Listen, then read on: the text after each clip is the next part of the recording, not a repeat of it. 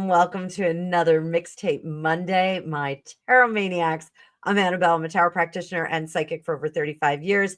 In Mixtape Monday, this is your opportunity to have one of your questions answered in a quick format. But I'm going to do something a little bit different today. There's been a lot of requests for River Phoenix. So we're going to ask River Phoenix some questions in a channeling session at the end of this. So thank you so much for being here. I hope you had a great weekend. Just so you know, I have lots of sales going on for the month of August, and you can link them right here at the link above or in the description of this video. Take advantage of it. I have 3 readings every week that you get to name your own price. So I will have my members into general audience live on Thursday. So if you just want to come in and see a little bit of how I can read for you, you can come visit us there on this Thursday. So love how my weekend went. Shelly went to a new home. The kittens are doing well. Everybody is getting along pretty well. I keep telling them they don't have to compete for food, so you don't have to be skittering around food, but everybody's doing well. My son came home. His band is second in the world. Or I'm sorry, third in the world, and their percussion came in second in the world. So it was a hero's welcome for him. I made him a curry and a great big batch of fudgy brownies that are almost gone right now. So he came home and was wolfing down food. 10 days of sleeping on gym floors and being bussed from here to there. I think the kid did great. So thank you, all of you that sent some money to support him in one of my lives. I really do appreciate that. I did one live and I said, everything's going to Angus. So he did greatly appreciate the additional money. So his thanks to you as well. Let's pull up that card. I want you to hit the like button as we go in, and I'm going to start answering questions that you guys have asked in my chat on different videos. So I've got Coffee Dates here, and she asks, will Australia become Sharia law? Let's see. Is Australia going to go over to being purely Sharia law? King of Pentacles, absolutely not. The traditions and the life that has been set there, the rules, the regulations, the guidance that is in place is not going to be changed that dramatically. Will there be concessions made for people of other cultures? Not necessarily Sharia law, but will there be concessions made? 9 of Cups. Yes, they do want to make everyone happy. Those dictates that are in Sharia law that are difficult for women in the culture, let's put it that way, are those things going to be tolerated in Australia? Absolutely not. But I do think that there's going to be some trouble involved with that. I think that unfortunately, Australia is going to have some incidents before they start to react negatively to that. So I do think the absence of rules and regulations about things like honor blankety blank. You guys know what I'm talking about? They do that when women are considered no longer appropriate and clean. So the honor blankety blanks, I think, are things that you're going to unfortunately see there a little bit more. And then there will be some turnout over the next 2 to 4 years where stricter guardrails are put into place, if that makes sense. So, oh, I need such a haircut, kids. I hope that answered your question. Coffee Dates. Love that name. So I had to do some research on this because I didn't have any knowledge of this circumstance. So Diana asked, what do you see as the result of the Chagos Chagos Island sovereignty issue and our military base there, meaning the UK military base. So I did look it up. After several years of start-stop negotiations involving both Conservative and Labour governments in the UK, compounded by the uncertainty following Donald Trump's election as US president, a last minute legal change, an agreement was signed on May 22nd, 2025 to cede or return sovereignty to the Chagos archipelago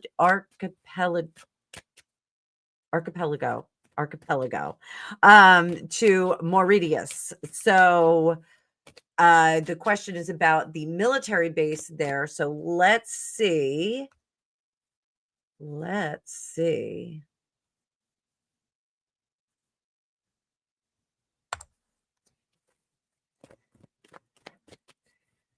see how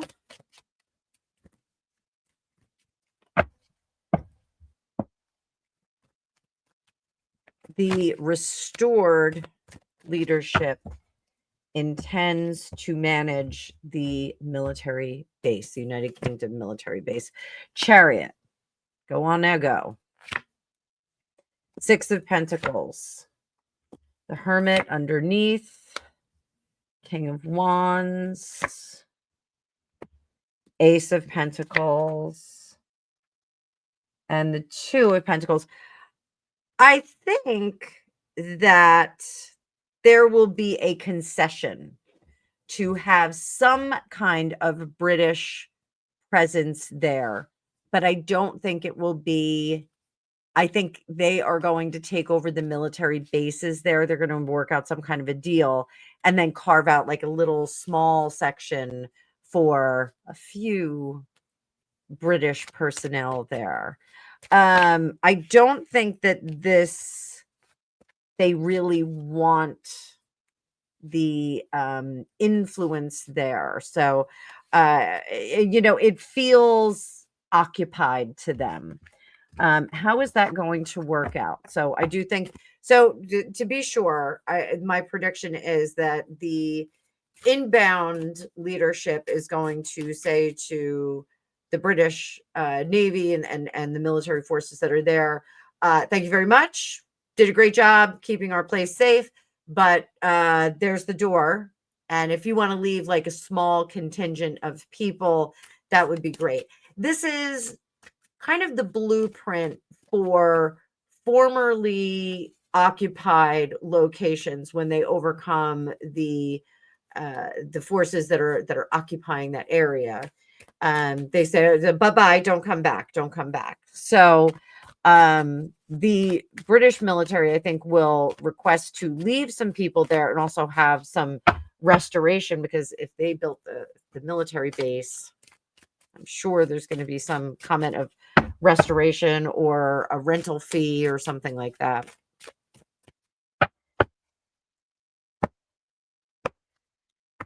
How are the British people going to respond? Or not the people, the military and leadership. They're going to think it is an injustice. They are going to also claim that they will work second fiddle. 10 of Pentacles. We are losing more of the empire. So we have the Empress there, 5 of Cups, and Ace of Wands, 2 of Wands. They really are going to have to move it on over. Not welcome there. And I think their negotiation tactics, the United Kingdom, I think their negotiation tactics are going to be rebuffed or refused. So any concessions that they're going to make are going to be like, no, we don't need that. So what is our outcome right now with the energies intact? What is the outcome of that situation? Energies intact. What do we got? So what is the timeline we're on right now? Page of Cups, thank you very much, but please go. The Star, we're not going to need you in the future. And this is from the inbound leadership. There's going to be some disappointment on the part. Please, please, please let us stay here. Let us have a little bit of a footprint. That answer is going to be Nine of Cups, so you can come back and visit anytime you want. You just can't stay. I do think that there will be a time limit for individuals that are going to be um, staying on that base, the United Kingdom. There'll be a time limit for evacuation or exit, um, the exodus of the British war machine that is there. So there'll be a time limit on that. But in addition, I think that they're going to assign a time limit on how long individual people can stay there. So if there is going to be a present British military force there, albeit a small one, I think it'll be very, very small contingency.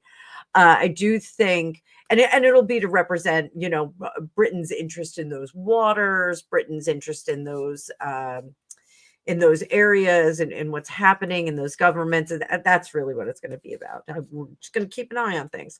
So I think it'll be a time limit. So you can't get assigned to Chagos for any less than, I don't know, like 6 months or something. I'm just like off the top of my head. They're going to want that staff rotating. So they don't want anybody getting a foothold in there and getting more important on their archipelago. Archipelago. It's a hard word to say. I could say it when I don't look at it. So that's what I think is going to happen. I think this is going to be a war of words. There's going to be a lot of words that are pitched back and forth here. So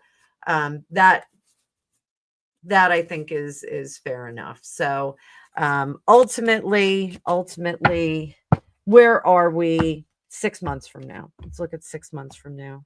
A year from now, because it just happened in May. Let's see, like there's a transition phase for everything. So where are we in May of 2026? What is happening there in general? What is happening there?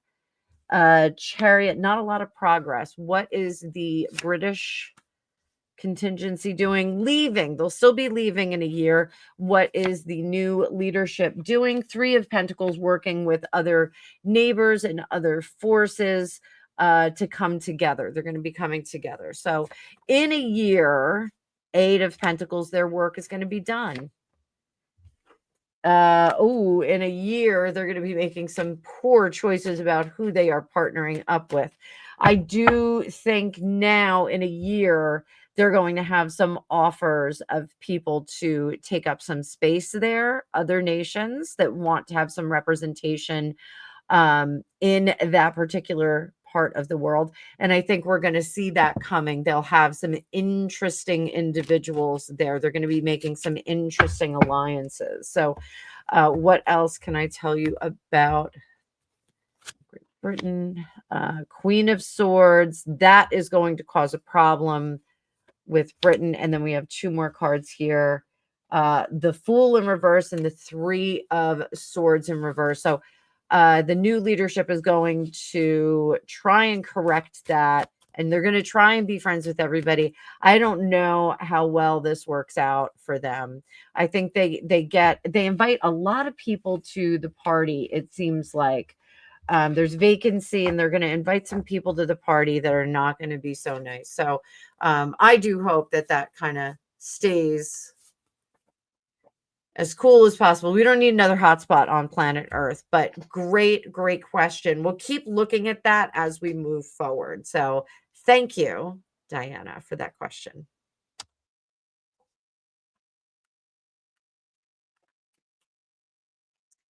Do I think that Catherine had her sapphire engagement ring cleansed?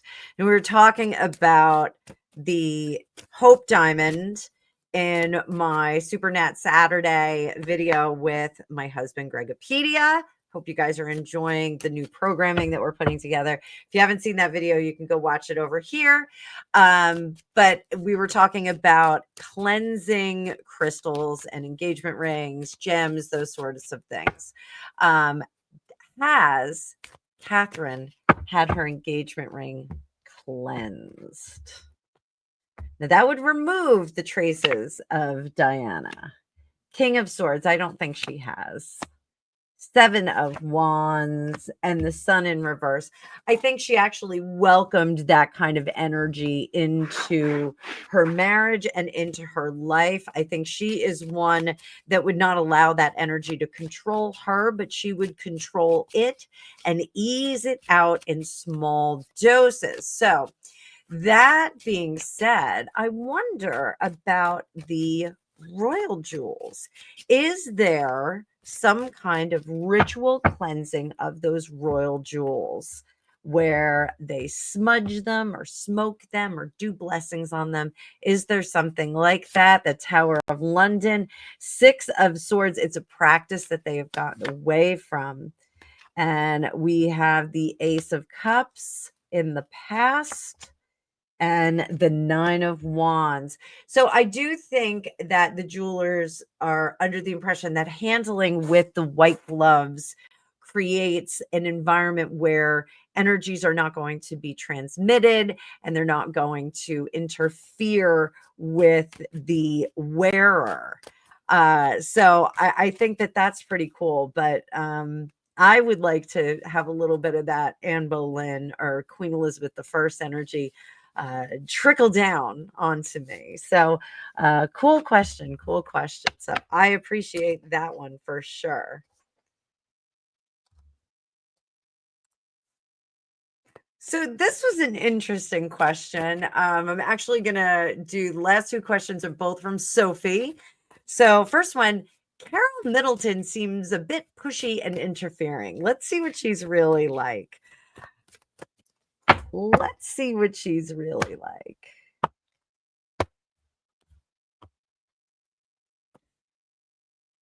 The Hermit. She does her research. She does her research and she does it in quiet. Ace of Cups.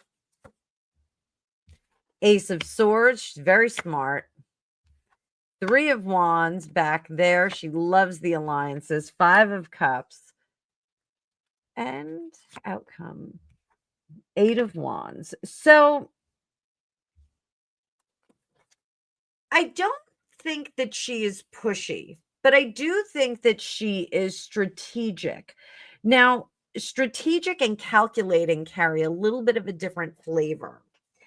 And some people may call her calculating, but I think she is strategic. And does that mean that she set up an excellent marriage for her daughter? Yes, I think perhaps she put her daughter in the proper circles to elevate her station, not necessarily to chase William, but I think she went to St. Andrews to mix with a certain crowd.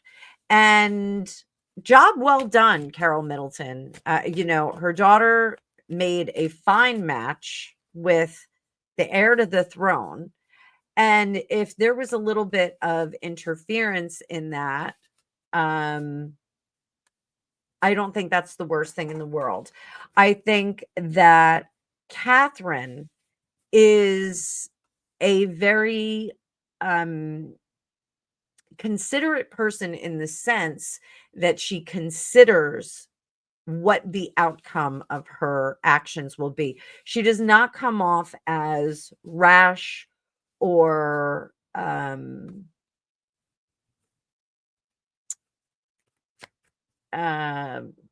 darting. She doesn't seem like she just kind of jumps on. She's not reactionary at all. It's probably why her and Meghan didn't get along very well, because Meghan is very reactionary, whereas Catherine, I believe, sits and gives things a moment. She takes a pause to figure out what is the best course of action. So, very, very neat spread here on Carol Middleton, because I think her one job in this world was to make sure that her children were happy, healthy, and made good matches for themselves. And I think she did that. Carol Middleton, I do think, is a follower of the class system in the United Kingdom. And I don't think that that's a negative thing for her. It's part of the culture there. As much as people would like to break it, it is part of the culture. But pushy and interfering, I don't know if it's pushy. She does a lot of work, a lot of research, and she gets results. She gets results. So there it is for whatever it's worth. So this question also comes from one of our viewers, and this comes from Sophie Kent. And I'm going to switch up decks for this one because this kitty cat deck is really sweet, really kind, and I want to keep it that way. Sometimes you got to set the decks aside and use a different one and then cleanse the snot out of it. So this is a tough question. And I know they're now releasing some of the photos of the inside of the house in Idaho, where the Idaho 4 were taken off the earth plane by Brian Koberger. And Sophie wants to know what his motive was. So let's see if we can come up with a motive.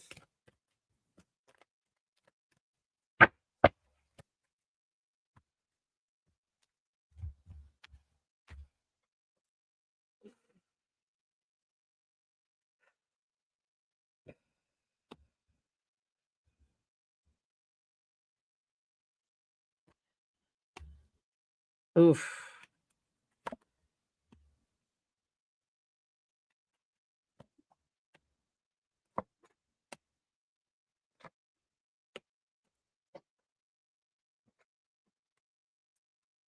So the temperance card right in the middle is about evening the score.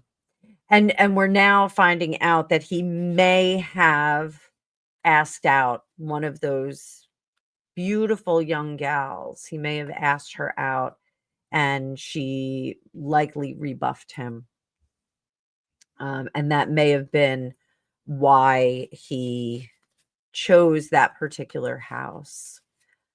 That Knight of Swords, the Knight of Swords is always a fascinator for me. You know, if you've been watching this channel for any length of time, you know what I mean by fascinator. You can't say certain things here on YouTube and other social media. And so this is a fascinator card. This Six of Pentacles, remember, this is the suitcase card. I call this the suitcase position.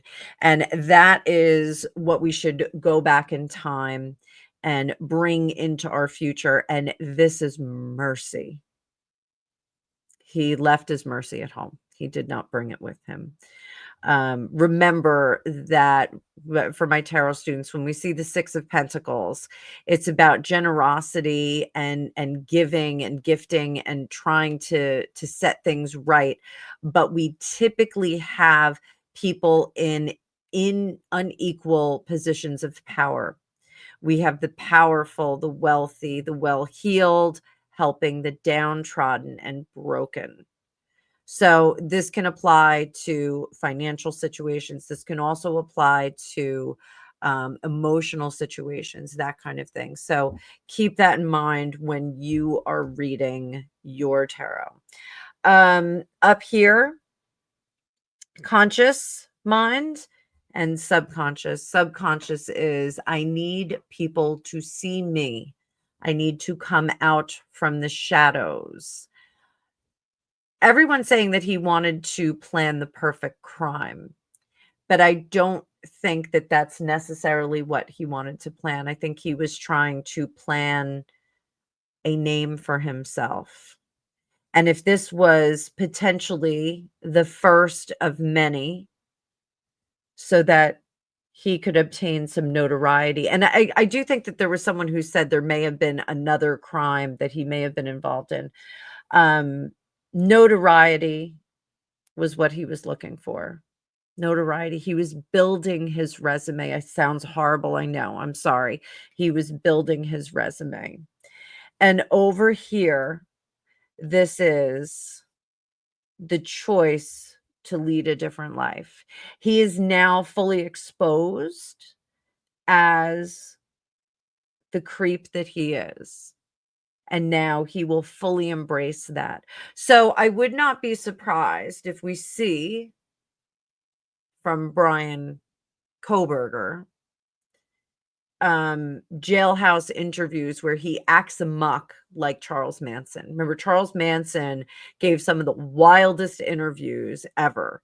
He would say outlandish and insane things.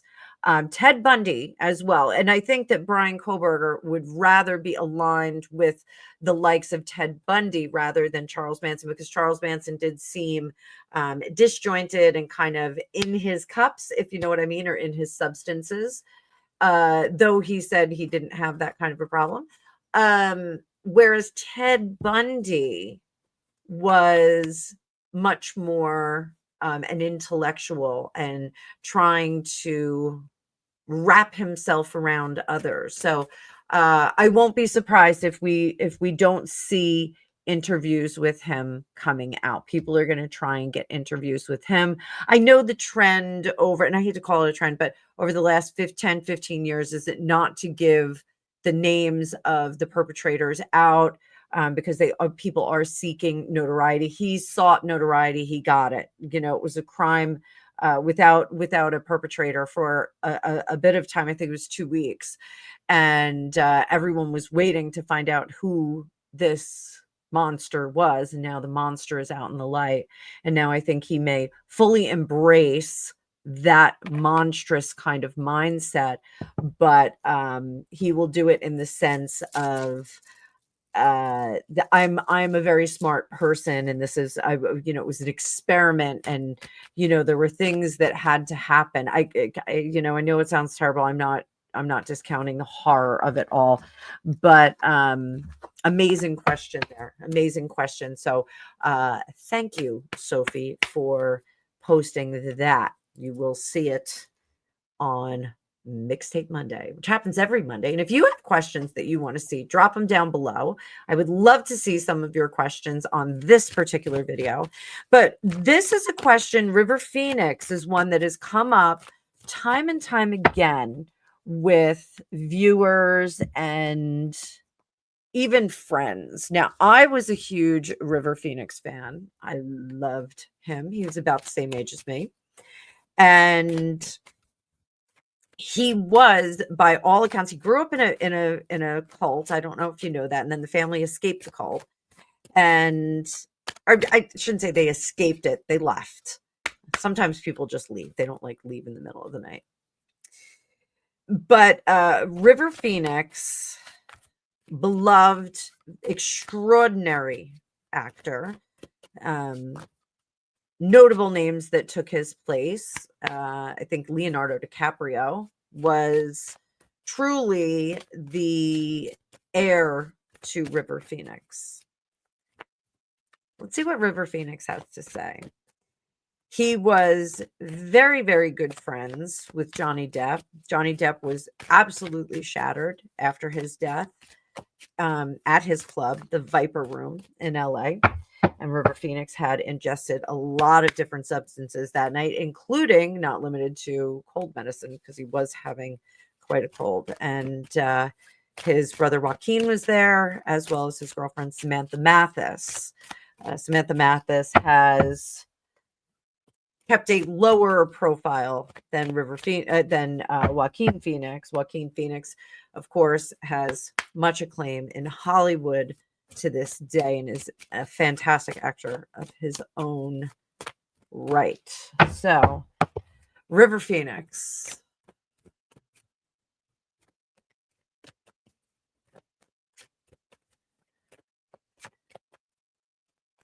What do you have to tell us today? Give us your scope on Hollywood. Give us your scope on Hollywood today. Death. Hollywood is changing, always changing. The sun, the golden days are behind them. Underneath, there's going to be a lot of changes. Oh, wait, I'm sorry. No. Death card with the sun. A lot of things are being revealed. Sorry about that. the high priestess. We're going to find out about a lot more stuff up top. The Three of Cups. And over here, the Queen of Pentacles. So, the money-making machine that this is what River is telling us. The money-making machine in Hollywood is going to stop. We're going to not see the same kind of numbers out of Hollywood in terms of revenue, because a lot of the revenue was padded with interesting behaviors. Let's put it that way. Interesting behaviors. Shuttling people around, moving people around, providing entertainment for events. That kind of business is slowing down, if not coming to a halt. The good news is that the victims and perpetrators, the victims are banding together, which is actually a very good thing, but the vetting has to be done right. But the victims are going to band together and their voices will be louder than one. So we'll see more of, I said, Gloria Allred, better get ready. We're going to see more of these group, almost class action kind of lawsuits against perpetrators in Hollywood. That's what River Phoenix is saying. He is saying that the machinery is grinding to a halt, and we are going to find out more. Like Harvey Weinstein was just one part. P. Diddy was just one part. We are going to see more and more of this, and we're going to see that revenue failing. We're not going to see the same numbers out of Hollywood that we have. Also, this is a little whisper. Some of these celebrities are going to be involved financially, but they're not going to be involved cognitively in some of these ventures. So it'll be things that they've invested in that maybe said the trans blah blah blah transmigratory coconut import export business. We may see people that invested in some of these companies and they had no idea they were actually people moving, and they were actually doing some crazy things over there. So keep that in mind. Where do you think Hollywood is going? What do you think is happening with the film industry? River Phoenix.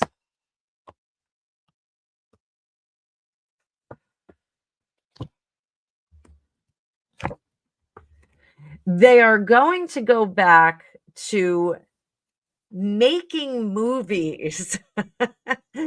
So that's very interesting, because now it turned into making money. So people that truly loved making film, telling a story on film, those people were not necessarily embraced. There was an embracing of individuals that were like, yes, dollar signs in their eyes. Let's make some money. So we're going to see it change a little bit. We're going to see it turn into more of the old school way. I have this story. I really want to tell it. I would like people to hear this particular story. So we're going to get an old school Hollywood thing back. And, maybe with like Sydney Sweeney, the whole backlash with Sydney Sweeney and her she looks like an old-timey picture to me. She looks like a Gibson girl. Maybe we're going to get back to the origins of filmmaking. Now, like, I know we talked about the whole Fatty Arbuckle thing, and we had the private remote view for that, but I don't think that you have to go watch the video to find out about that. But Fatty Arbuckle, I don't think was entirely culpable for what had happened. And when we did the group remote view, consensus was that there was a pre-existing physical ailment there. And I think that spirit, Fatty Arbuckle, after he was acquitted of the unaliving of Virginia Rapé, he went on to produce, write, and direct under a different name until they were about to have him reemerge as Fatty Arbuckle. And he unfortunately passed away within a very short period of time of signing that new contract. So I think we're getting back to the Quentin Tarantinos or the Sofia Coppola. I mean, Sofia Coppola came from like a whole family, so I can't say her.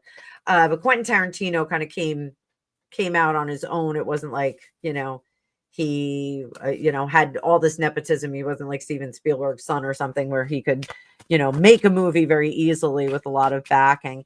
I think, the likes of Quentin Tarantino, this kind of opens up the energy for that.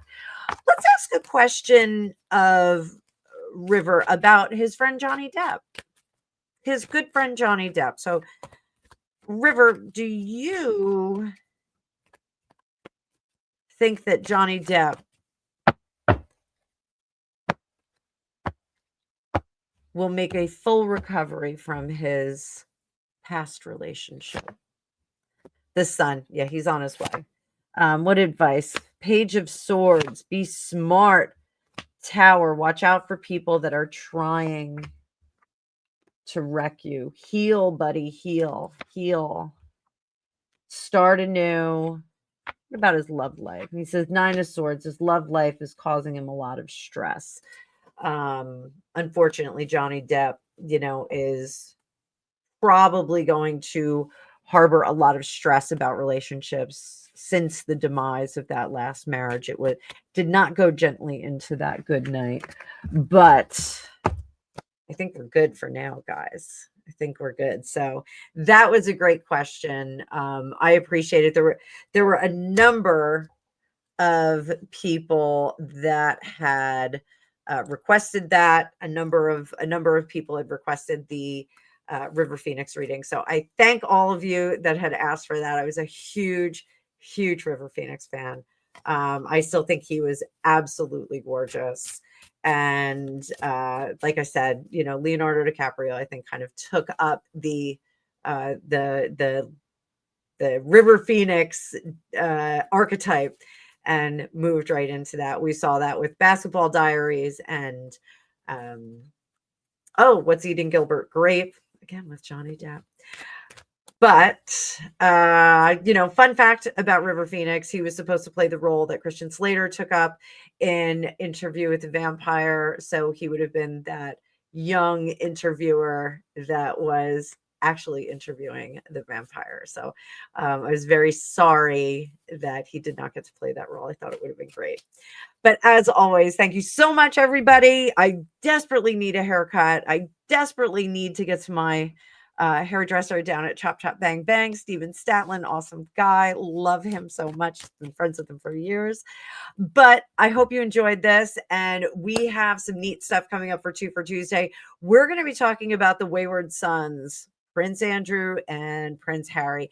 I know it's a little boring, but I want to look at the new news that they are possibly blueprinting removal from the royal family with Andrew, and they're going to apply it to William once William becomes king. There seems to be a lot of pieces moving on the chessboard over the last few days, and it's possibly in the workup to a monarchy shift. So we'll take a look at that tomorrow in Two for Tuesday.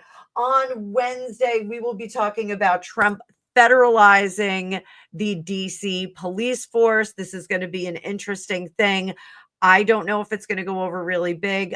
When the Dems were in office here in the United States, everyone was talking about the potential for brown shirts and having a federal police force. I know, because my husband was a police officer, that one of the things that local police forces were always worried about was having a federal police force that would supersede their jurisdiction, supersede their rules and regulations over their particular areas, particular states, counties, towns, blah, blah, blah. So Thursday, we're going to be talking about Ghislaine Maxwell and all of this kerfuffle about her possibly being pardoned and possibly being moved to an easier prison, all this stuff. So we're going to take a look at her. And then Friday is fan favorite Friday. So you guys are going to dictate it. So I'm going to see who comes up in the comments. And then on Saturday, we'll have Super Nat Surprise. And Gregopedia and I will go out at some point this week on location, I believe on location. And we are going to show you a spooky spot here by our house. It will not be live, but it'll be 3:00 on Saturdays. I think that's a great time on Saturday. I'll do it like 3:05. And the video will drop, and I will be probably in surgery, so I won't be able to be in the comments, but maybe Greg will. So I'll set it up as a premiere, and we'll see what happens. I'm going to be on lots of anesthesia. So as always, guys, thank you so much for being here. I hope you have a great week ahead. I hope you had a great week behind you, and I hope you have a great life. So see you in the future.